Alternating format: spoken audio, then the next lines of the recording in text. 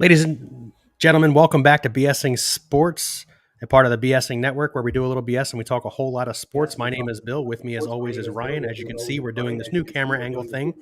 We hope it's working out. If for whatever reason you can't hear me, I do apologize. We are working on new technical glitches. We're trying to upgrade our little setup here.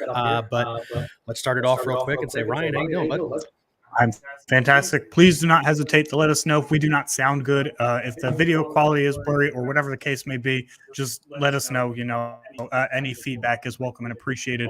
But today we have a little bit something different for you guys. We've got the Immaculate Grid. Bill, do you want to go into what Immaculate Grid is? So the Immaculate Grid is a 9x9 square where we are echoing, apparently. How bad is it? Can you hear me, Al, to tell me how bad it is? She's got her headphones on. She can't hear me.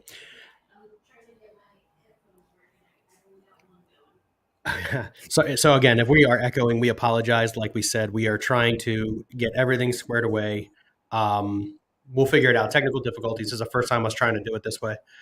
It's definitely not that. I got the microphone muted.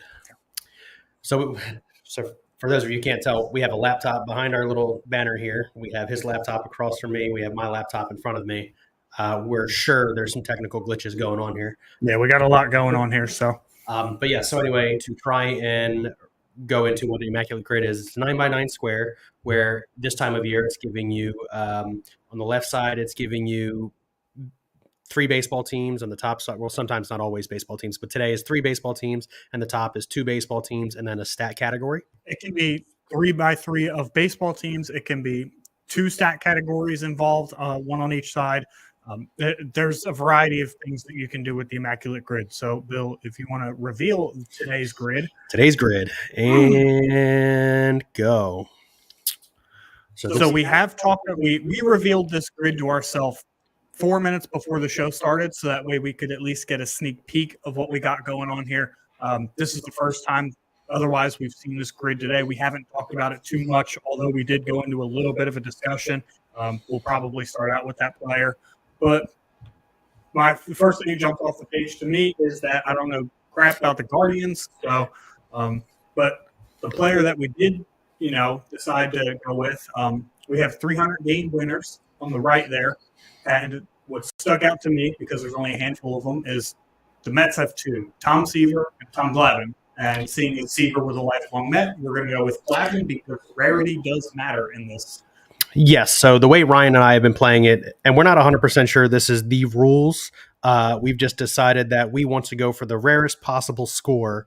And as a result, we're going with older players, players that people aren't really thinking of. And we've gotten pretty decent results on the sidebar ones that we've done across the last couple of weeks. So as Ryan said, we're going to go with Tom Glavine because a lot of people forget that he was a Met at the end of his career. 21%. Apparently not a lot of people forgot about that.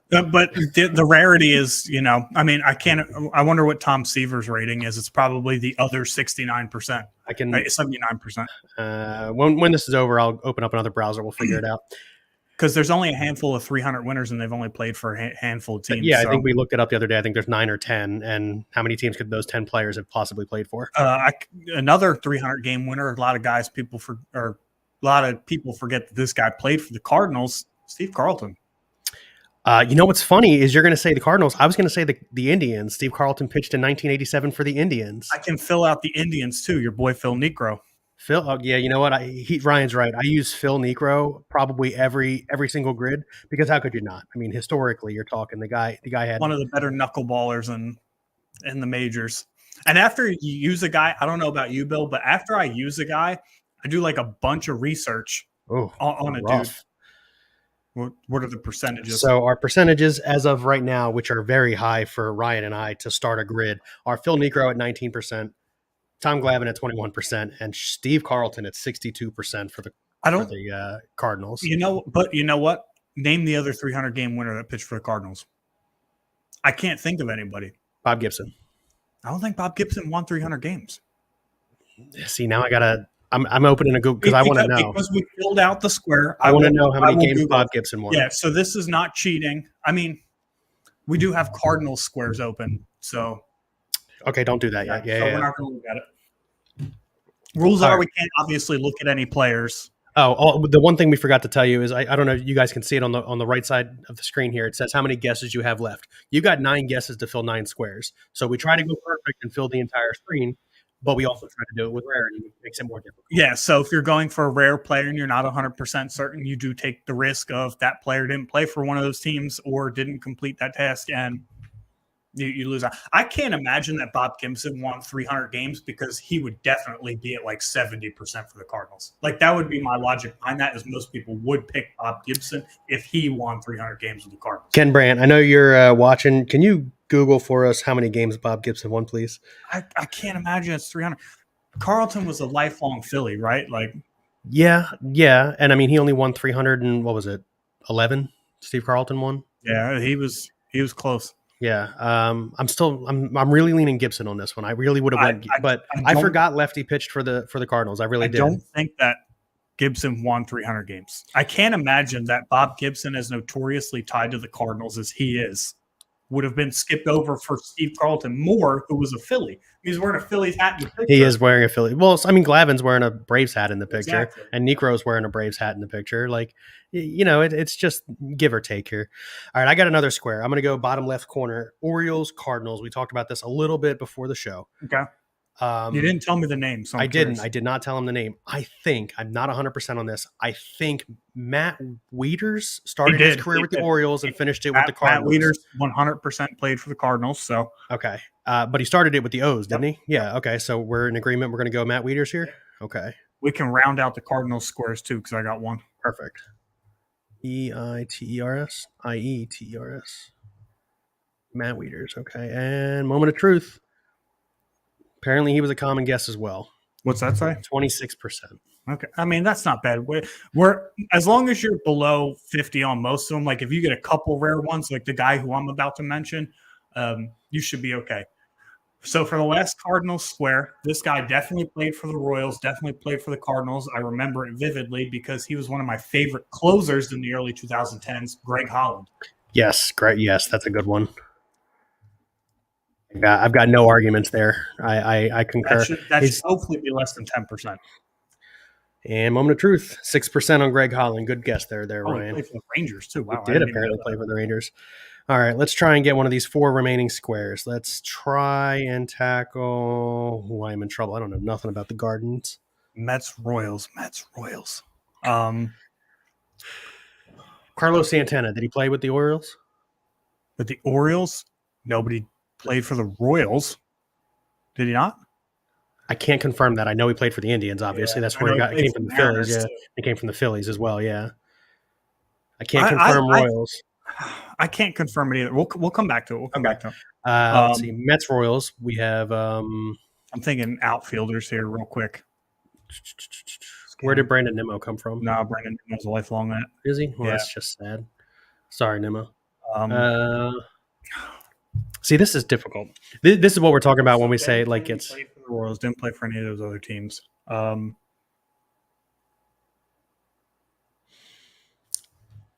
want to check one thing real quick. What are you checking?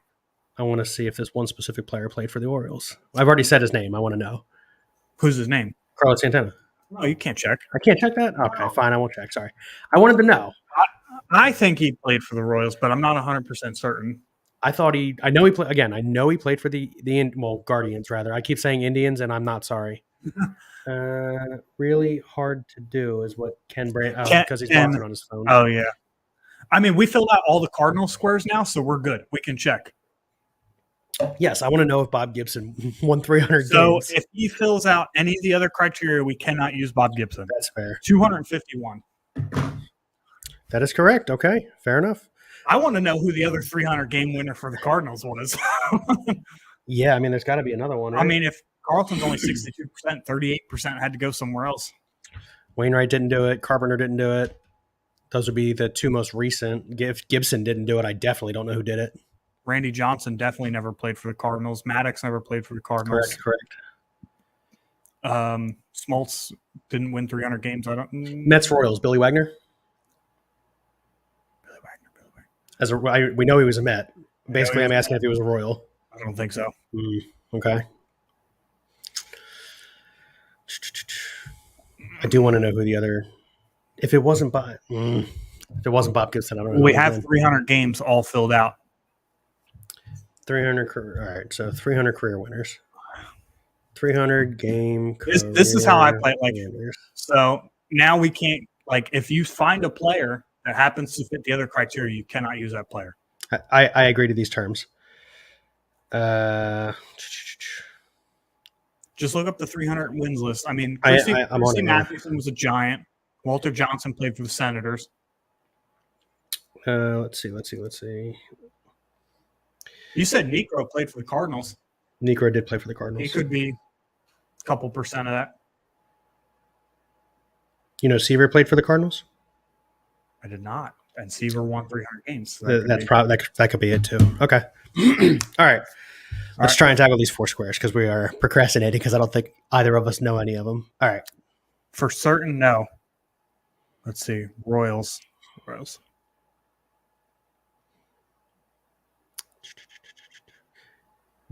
Darren Ruff played for the Orioles. He did. And I know he played for the Mets. He did last year. Now I'm not sure about the Orioles. The orange throw you off? Yeah. Because, he played for the Giants. That's okay. Yeah. Travis Lee. Oh, Travis Lee for the Indians. And Orioles. Did he? Travis Lee. Okay. I definitely remember him with the Indians. No, hold on. I'm thinking of Travis Hafner. Okay.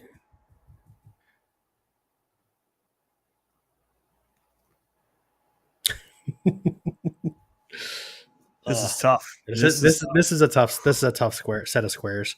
Yeah, it doesn't help that I don't really know anything about the Royals. I don't know anything about the Guardians. Central is such a boring division, Yeah, and to throw two teams on there from the Central is just really rough. I feel like we saw a similar grid just in a different order last week. I mean, there's only 30 teams, so on some level, it's got to be the same. Mm-hmm. I do think we've seen the 300 wins thing with 3 different teams sometime last week, and I think Necro was the guy I used for that as well. But let's see. Didn't Bill Buckner play for the Royals after he fumbled the bag with the Mets in '86? I don't know that he went to the Royals. That does sound right, though. Bill Buckner. He played another 2 years with the Mets. He was there in '89 too. Yeah. But I don't know what he did after that. I mean, I guess we got to take a gamble, right? At this point, we're just sitting here doing nothing. We got to give it a run here. Bill Buckner, 1969 and 1990. Was he a Royal? He was not. He was not a Royal. He was not a Royal. So we're not getting an immaculate grid today. Well, that's just disappointing. All right. Orioles, Mets. Guardians, Royals, Niger Morgan. That guy. Did he play for the Royals? I think so. That guy bounced around the league a lot. Yeah, especially after his antics in Washington. Well, yeah, then he had the antics in Cleveland, and he had the antics in. I know he played for Washington and Cleveland for sure, and he played for Pittsburgh, I believe. That sounds right. I thought he also played. I feel like the Royals is where you go to die, right? Like the career at this point, careers go to die in Kansas City in baseball, not football, obviously. Not Carlos Santana for the Royals and Indians, man. I just have this feeling. All right, Carlos Santana. I mean, he's been playing for 13 years. It's a good chance. I just have a weird feeling, man. There we go, 45%. But there we go. The man has been around. All right, so we got 2 guesses left. Jim Thome, Indians, Orioles. God damn, how did we miss that? Man, I'm glad that one just popped in my brain there at the end. Because I started thinking about, very specifically, I started thinking about 18% on Jim Thome. Players who have been in multiple locations that we know about. Obviously, Matt Stairs is the big one. You and I talk about it all the time. We talked about a couple of different unfortunately, guys. Matt Stairs never played for the Royals or Orioles. Yeah. Or the Mets, for that matter. But a couple of these. I think Matt Stairs had a stint in Kansas City. Asdrubal Cabrera, Royals and Mets. I know he played for the Indians. We're down to our last guess, so we're not getting an immaculate grid, but we could fill out one more of these squares and feel decent for ourselves. I'm trying to go like super rare here. Or at least that's what I'm trying to think of here. I'm trying to rack our brain. You know what? We're not on a time clock as much as we'd like to talk about baseball post All-Star break, but For those of you while you wait, the Phillies got a win earlier today. They come from behind and won a 6-4 ball game against the Padres after dropping it last night. They have a second game of their doubleheader starting here in about 50 minutes. If they're on time, they weren't for the first game. But yeah, if you haven't done so yet, you should check out the Philadelphia Phillies, who up until recently have been very hot. I mean, the Padres have been too. They were That's 10 true. games out, and then a week later, they were 6 games out of a wild card spot. Yeah, they are still trailing the Phillies and the Brewers in the wild card chase. All right, so rather than put it in the comments, I have a text message. All I got was the last name Alexander, which does not do me a lot of favors here. Over Cleveland Alexander. Well, he would have been an Indian and something else. I mean, he doesn't fill. I don't think he fills out any of the squares at this point. Also, I'm pretty sure he was an athletics pitcher, like Philadelphia Athletics, not yeah. Mike Messina was the other New York team. Cy Young also played for the Cardinals. Yeah, I saw that text. Yeah. Cy Young. I mean, I tried a player from the 1800s the other day, and it didn't let me use him. But it lets us do early 1900s? Yeah. But no 1800s. Okay, fair enough. All right, Mets Orioles. Let's run through some rosters of old here. Adam Jones didn't play for the Mets. Did not. Like I said, Messina was the other New York team. Any chance Chris Davis went? No, he didn't go anywhere. Davis died on the Orioles. Machado went to the Dodgers. Now he's a Padre.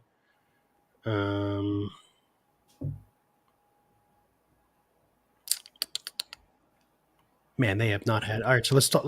It's got to be pitchers, right? So they got Kyle Gibson now. Was he ever a Met? No, he was a Ranger, then a Philly. He was a Minnesota Twin as well. Okay. Greinke was never a Met? No, he would have never gone to New York. Salvador Perez. No, he's lifelong Royal. James Shields was not a Met. Will Myers not a Met.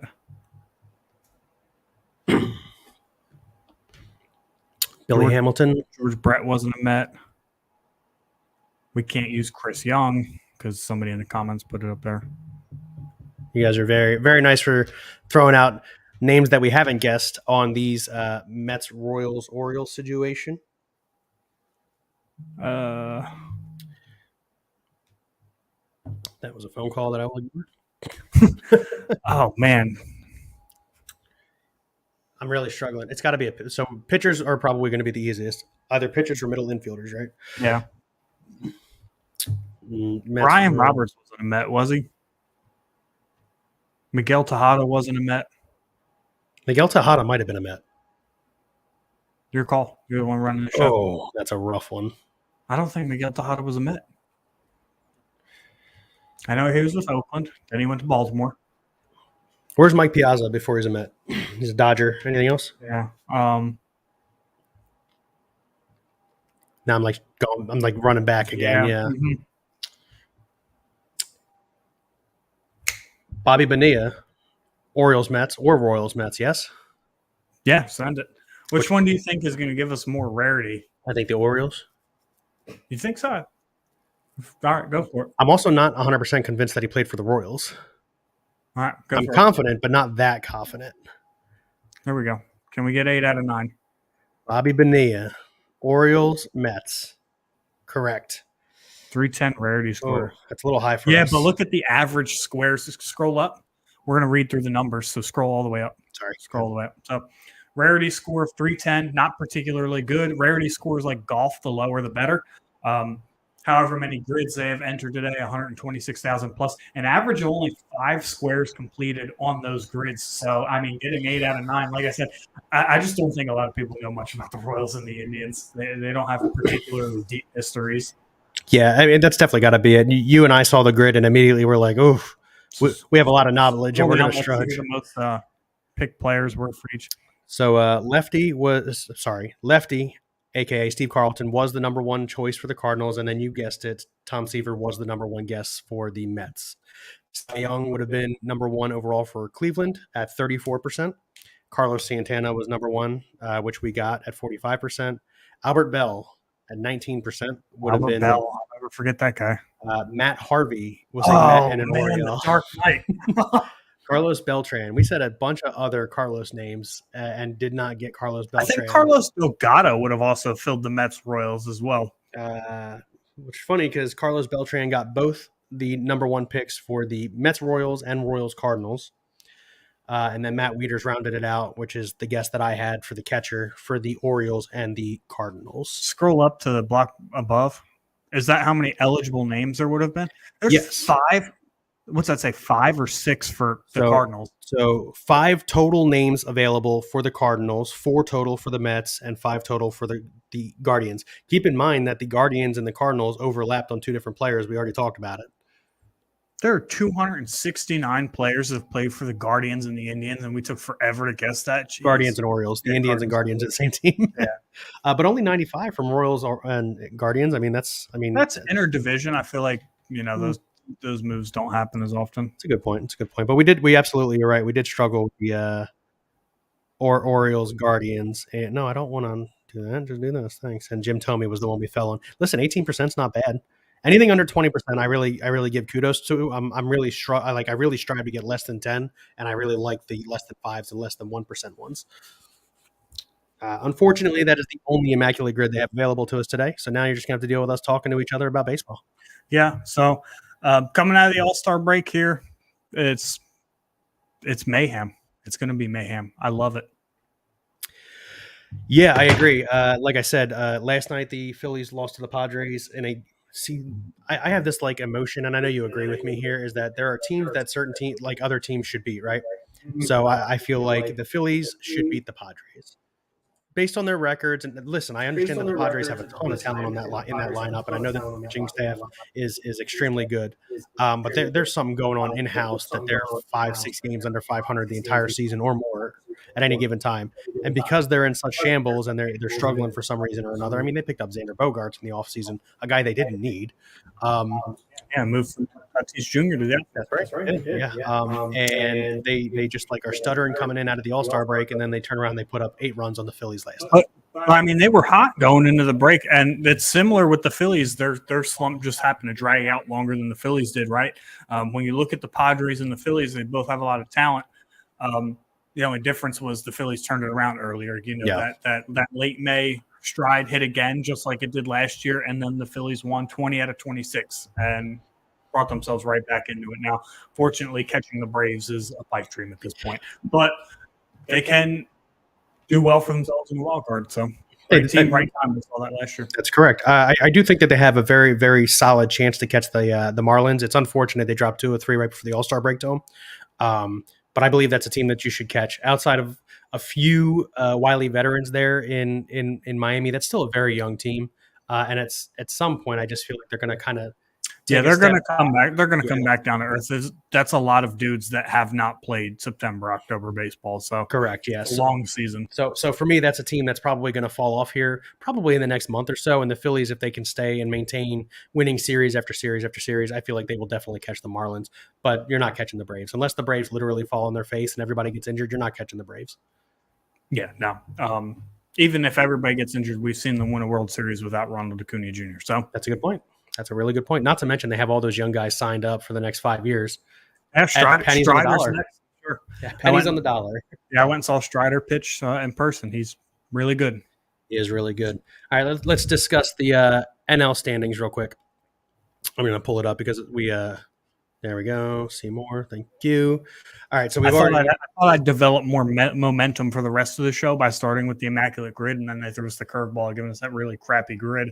All right, well, we'll just wing it. We'll figure it out for the next 15, 20 minutes. Not a big deal. Braves 61-29, Marlins 53-40, Phillies 49-42, and then the Mets and Nationals are looking real bad. As Ryan and I have joked about the Mets that Ryan and I have joked about the last few shows, have started metting extremely early this season. They're 7 games under 500 and 19.5 out of the Braves. The NL Central, you get the Brewers leading the way, tied with the Reds, who have also come on really, really, really hot, especially with the emergence of Anil. I'm sorry, I'll say it wrong every time. Anil De La Cruz. Yeah. And, okay.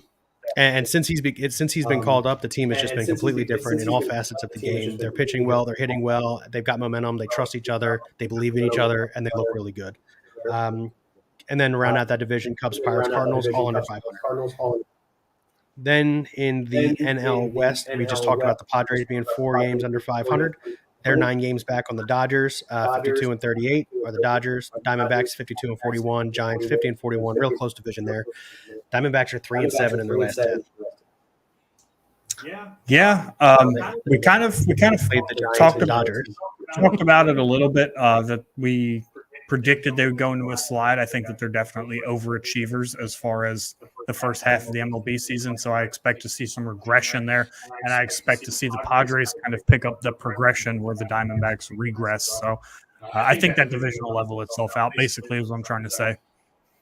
This is an interesting piece of news. The Angels are officially in listening mode on Shohei Ohtani. It doesn't surprise me. A lot of people have linked Shohei Ohtani as a short-term rental for the Philadelphia Phillies. That's all he can be. I mean, he can't afford $500 million, so. Oh, well, I mean, the Mets proved otherwise. They can afford whatever they want. Could you imagine if he goes to the Mets? At this point, like, I feel like he's – first of all, can Shohei block any trades? No, right? Because he's still on a – No, he's on a rookie deal. Well, not a rookie deal, but I don't think a sign from Japan deal, yeah. He doesn't have a 10-5 rights. Okay. Well, listen, I'd love to see him in Phillies pinstripes. I really would. I just don't think it. I think that's extremely optimistic of Philadelphia fan base to think that it can happen.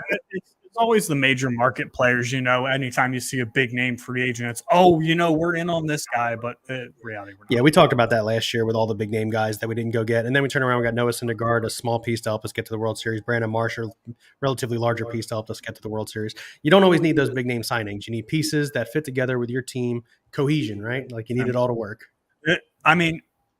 Speaking of cohesion, the Rays lost 7 in a row at one point heading into the All-Star break. That's 3 to the Phils. Yes. However, they are still atop the standings in that division over the Baltimore Orioles. The AL East is interesting because the team in last place as of right now is Boston. They are 5 games above 500. Earlier in the day, it was the Yankees before the Boston Red Sox officially lost. However, Boston's 8-2 in their last 10. So that division is separated by 9.5 games, which is very close compared to some of these other divisions. Well, I mean, let's just talk about we did this the last time we did the show. Is the AL East running into the AL Central? All the records go in perfect order from top to bottom. Yep. You got the Rays, Orioles, Blue Jays, Yankees, Red Sox, and then the Central: Twins, Guardians, Tigers, White Sox, Royals. The Central is they're going to put out a playoff team, and I don't know how long that playoff team is going to last. Now, with the exception of the NL Central, the other 4 divisions all have at least one team that is at least 18 games back from the division leader. That is correct. You got Royals 20 games back, Athletics 28.5 back. I already discussed the Nationals being 25 back, Mets being 19 back.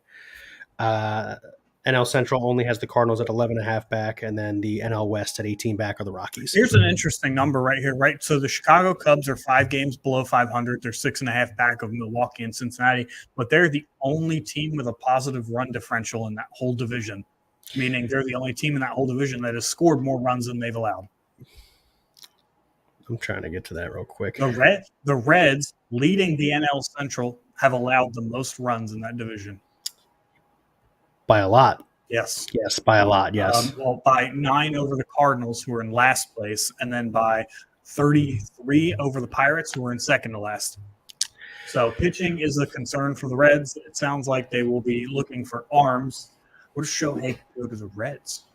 It's a launching pad out there, too. Great American Ballpark has been known. It is. Now, it's worth noting that that Shohei Ohtani has faced the Astros in 2 of his last 3 starts, and they kind of lit him up a little bit. So his ERA has exploded, but outside of those 2 starts, he's been really good on the mound. In addition to being really good, leading the league with 32.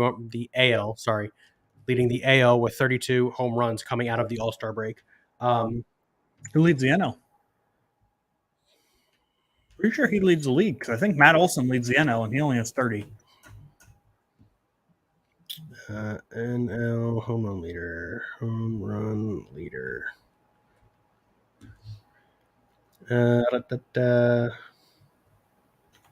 Of course, it doesn't just look up what I Googled because Google doesn't work that way anymore. Yeah. So home run leaders. Thank you.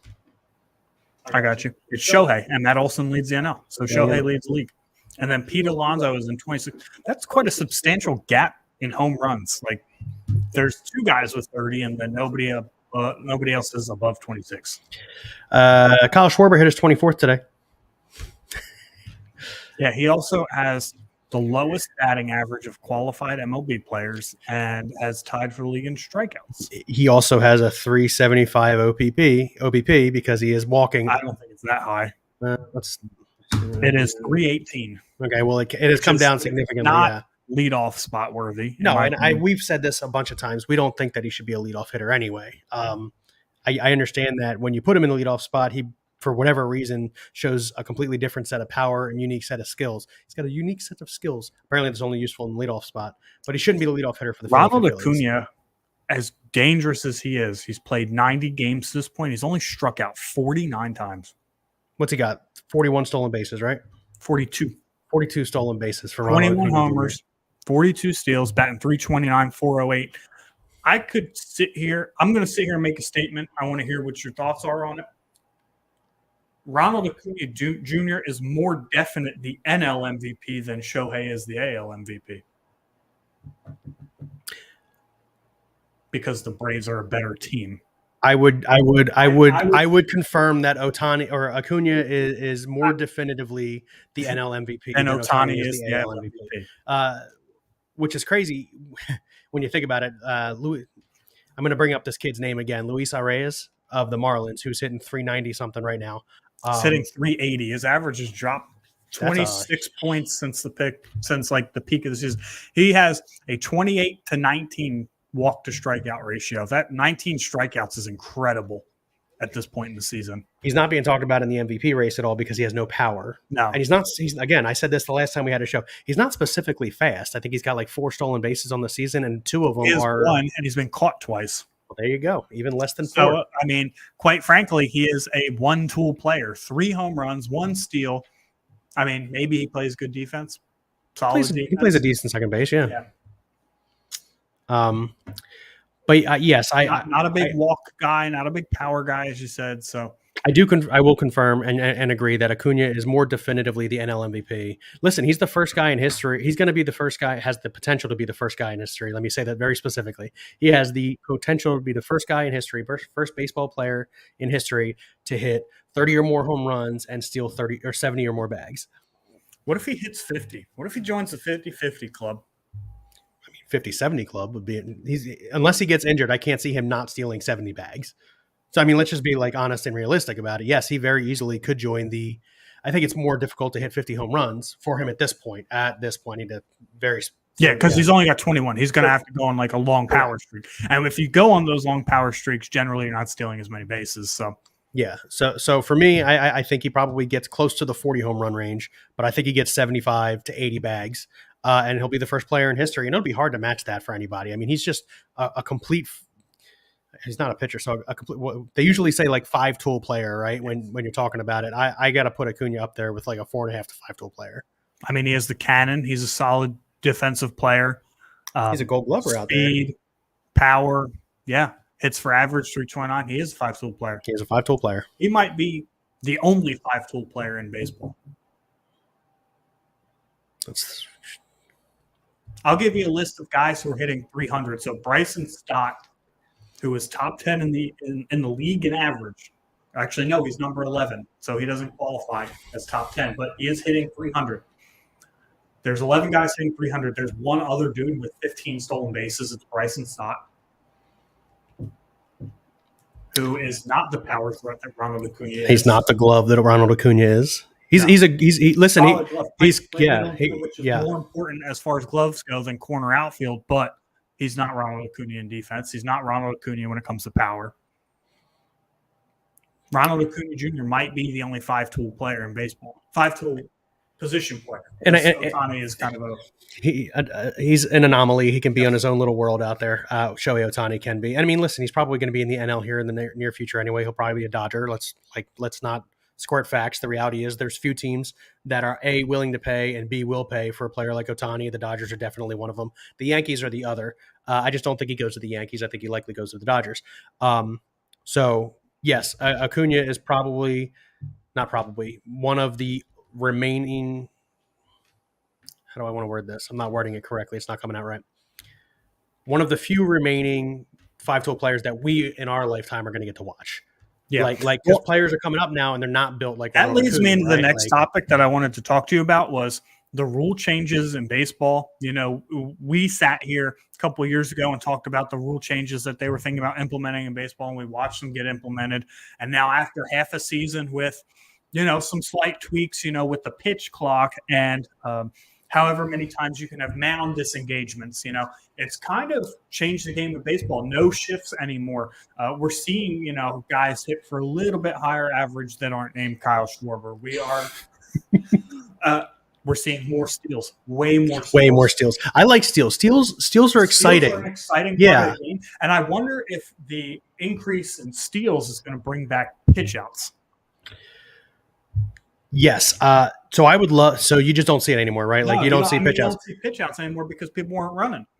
Correct. And now a lot of pitchers don't even realize that they can pitch out.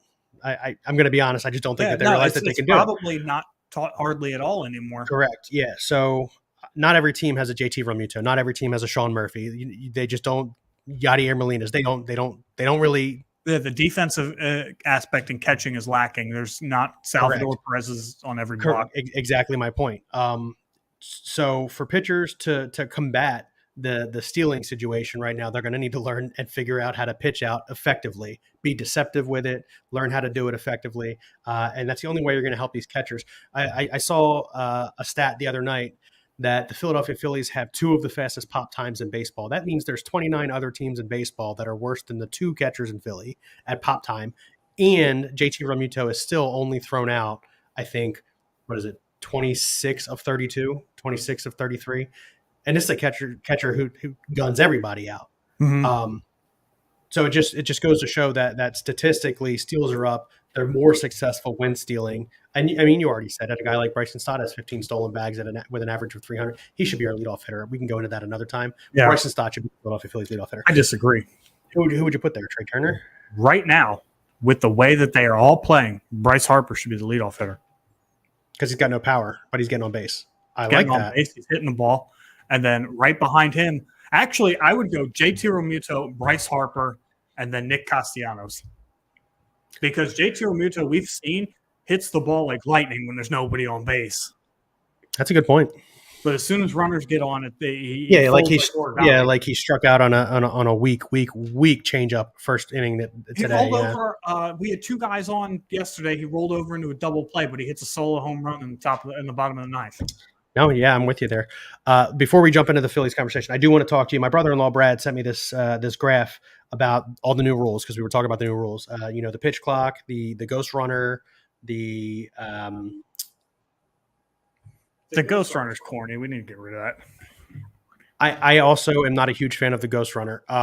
However, the engagement thing, the pitch clock, the bigger bags, all those type new rules that they've implemented. I haven't even noticed bigger bags, to be honest with you. That's been such a non-factor. Viewership amongst young adults is up 37% this year. That doesn't surprise me. By young adults, I mean individuals 34 years or younger. When you think about things that are exciting in baseball, yes, there's home runs. That's not going to go away no matter what your rule changes are. Yeah. But stolen bases are exciting. Yeah. Plays that involve action, right? Like, yes, home runs are exciting, but there's only so much action to a certain point. Base hits, limiting base hits by allowing 6 guys on one side of the field it's insane. So there's excitement in baseball. You don't have to you don't have to be a deep baseball fan like yourself or myself to enjoy baseball anymore because there's more action being generated because of the rules in place. And it's in a more compressed time slot, right? Like there used to be games that lasted 3.5, 4 hours sometimes, and now you're getting them knocked out in 2 hours, 15 minutes, 2 hours, 30 minutes. I listen. I was, and I'm a little bit older. I was against a lot of the rule changes coming into the season, but now having witnessed how they've affected the game in what I would say a positive way, outside of the Ghost Runner, I will concede and say that the rule changes were probably for the best. Yeah, I agree with that. I was hesitant to say yes that these rule changes are, going to be good for baseball, but I think that's supposed to be unless on left coast. Ken Brandt. I don't speak Spanish, man. I haven't been paying attention to the chat, so I've got it up just so I can see if anybody's saying stuff. John Ferris, thanks for joining us. We appreciate you, bud. Ken Brand, as always, thanks for joining us. Tanya Brand, thanks for joining us. Luis Robert is 6th in the MLB in slugging percentage. Who? Luis Robert, the center fielder for the Chicago White Sox. 26 home runs, 51 RBIs. Oh yeah, he's 26 home runs. It tells me nobody's getting on base for you. He's also on the trade block. Rumors say that he might be a top candidate to go to the Reds as well. Yeah, I mean, best defense is offense if you're the Reds, I guess. Yeah, screw you pitching. keep scoring runs. Yeah, forget the pitchers. Yeah. But I mean, listen, that would be a nice addition. The kid, what was his name? Johan Rojas. The Phillies called up today. That was a hell of a play. Four pitches in your MLB debut, and people have been raving about your defense your entire minor league career, and you show why. 4 pitches in your major league debut. Yeah, I mean, it was for those of you who didn't see it. He makes a jumping catch at the wall, bashes into the wall, and then throws the guy who was on first, trying to get to second, out, going back to first base. It was a heck of a play, hell of a catch, as Ken Brandt says. And it was. It's been a while since I've been excited to see a Phillies prospect come up and do something, and it was nice to see one. To be honest with you, Bryson Stott was, kind of exciting, and you were, definitely on the Kingery hype train. Yes, I was. In my defense, before Gabe Kapler got his claws into Scott Kingery, he was good. Yep. Okay. Kapler ruined Kingery. Now, for what it's worth, I think he's hitting almost 300 in AAA ball. Is it too late for him? It's probably too late for him as a Philly. I wouldn't say that it's too late for him as a career, but it's his last year on the contract. Well, I mean, he's 29 years old at this point. He's not going to, be a Hall of Famer. No. But he could go and help a team. I really believe that. I think he's a starter on some team. He'd be a starter in the Royals organization. What did I just say? The Royals are where your career goes to die. Yeah, he could be a starter on the Royals, probably Oakland. I mean, there's a couple last place teams he could start for. Definitely not Boston. Not Boston, not Cincinnati, because they've got that kid. Cincinnati's in first. I know, but I'm saying second base wise, they've got I know his name, Johnny. Nope, that's not it. Well, I'll come back to it. But no, there are teams where I think Kingery could be effective. What are your expectations for the Phillies in the second half? The magic number to clinch playoff berth is 74 wins. From now. Wait, I must have read that wrong. I definitely had to have read that wrong. Yes. Yeah. I think they're probably the last wild card spot. I don't. Well, I mean, like I said, the Marlins fall off. I foresee the Marlins falling off. I see the Phillies taking the second place spot in the NL East. So I've got them as either the second or third wild card spot. I think that the Brewers and or Reds, thank you, or the Giants will be the number one wild card. I think I could see the Giants being the number one wild card. I could also see the Phillies being the number one wild card because over a large stretch now at this point, again, late May, they've turned it around. They look like a much better That's baseball. True, yeah. Now, you got to stop shooting yourself in the foot with the first month and a half, almost 2 months of baseball not being played at the level you're capable of playing, but it is what it is at this point. No, I think they overtake the Mets, or I'm sorry, the Marlins. They've already got the Mets. I think they overtake the Marlins. You're not catching the Braves. I think you should honestly just stop looking at the Braves. But you catch the Marlins, you stay in the 93 to 97 win range, and I think you've got the number 2 wild card. If you on the high end, you get the number 2 wild card at 97-ish wins. But if you fall down to the 92, 93 win, I think you're the last wild card, and then you got to do what you did last year, win on the road. It's possible. It's happened. Last question before we head out: who's your Phillies first half MVP?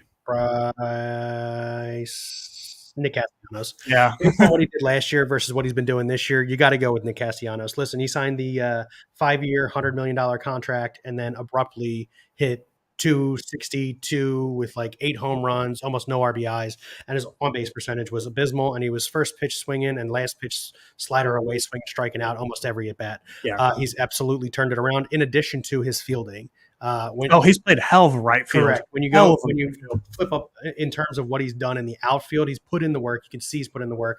My first half Phillies MVP is Nick Castellanos. Now, because I took Castellanos, you can take him too. But who would you say outside of Castellanos would be the first half Phillies MVP? Outside of Castellanos? It's got to be Bryson Stott. Yeah, I mean, those are the only two names. You can make an argument for Ty Walker, but only a little bit. I mean, yeah, but he's had some rough outings too. He's just, battled a lot. He's kept his team in games. He hasn't had, these fantastic starts. He's just done a very good job of doing what starters need to do, and that's keep your team in the game.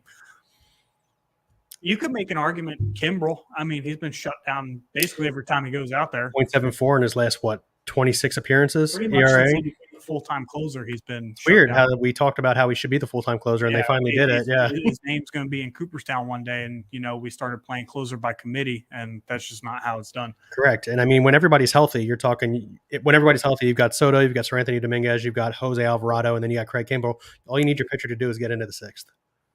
Yeah, and some of these dudes, Aaron Nola has been the biggest disappointment to this point. Very happy that the Phillies did not give him, big money, 9-figure contract. So, but that we'll see how that situation plays out in the offseason. I'm curious if Nola comes back or not. I'm sure we'll talk about it at a later date. But I got one more question for you. Yeah. Do you think the Phillies are in a win now? Because you think about the contracts that are coming off, Absolutely. like the Zach Wheelers, the Aaron Nolas. You don't go out and spend $300 million 11 years for Trey Turner and, end up going in a rebuild. You're not the Mets. It's another reason that the Mets can't even go into a rebuild is because they shelled out $500 million this past offseason. Can't give up on that halfway through one season. Scherzer and Verlander, that's correct, yeah. Actually, I saw something very interesting before we go, as Phillies related. They said on WIP that, I forget who it was, said that he would trade Trey Turner for Juan Soto right now. No. I understand the upside that Juan Soto has. However, you've already got six outfielders on the roster, 2 of which are really, really good defensively, 3 of which are supposed to be really good bats, at least with power. So you don't really need another outfield bat for power. In addition to the fact that you don't need another left-handed bat for power. I understand Bryce Harper's not hitting right now. He's Bryce Harper. He's going to hit. He's still hitting. He's not hitting doubles and home runs. Exactly. So he's gonna figure it out. He's gonna get his swing back. He's gonna start hitting for power. I just don't think you need that. Now, look, I get it. A lot of people, a lot of Phillies fans are thinking that based on what Trey Turner has done so far this season in his first year of the contract, $300 million, $311 million, whatever it is, that he's been underwhelming. And I agree. However, we just had this conversation about Nick Castellanos and the work he put in and how much better he was from year 1 to year 2. You can't tell me that a guy like Trey Turner, who's been an all-star every year he's been in the league, isn't going to turn around and continue to play at that level just because he signed a contract. That's not going to happen. It's unfortunate he started the way he did. Doesn't mean he's going to stay that way. Oh, I 100% agree. Nick Castellanos should be the blueprint for Trey Turner. It's almost, Trey Turner, high-end strikeouts, made some costly errors so far in the field, not playing up to his potential defensively. But Nick Castellanos has turned it around a year or two after coming from a team and a fan base that didn't care nearly as much about winning as Philadelphia. Correct. I know Trey Turner spent some time in L.A., but they've got like a rich history of just being perennial winners, even though they don't always win the World Series. It's easier for L.A., in my opinion. Correct, yeah. But, Sorry, we have fireworks apparently going off at 7 p.m. in bright, sunny Florida for no reason at all on July 15th. And our dogs decide to let us know. Anyway, that's going to conclude the show. Bill, call to the Bill pen. Yeah, let's see if I don't get up this week, right? Yeah. Let's see. Remember. Thanks for joining us here on BSing Sports, where we do a little BS and we talk a whole lot of sports. Have a good night.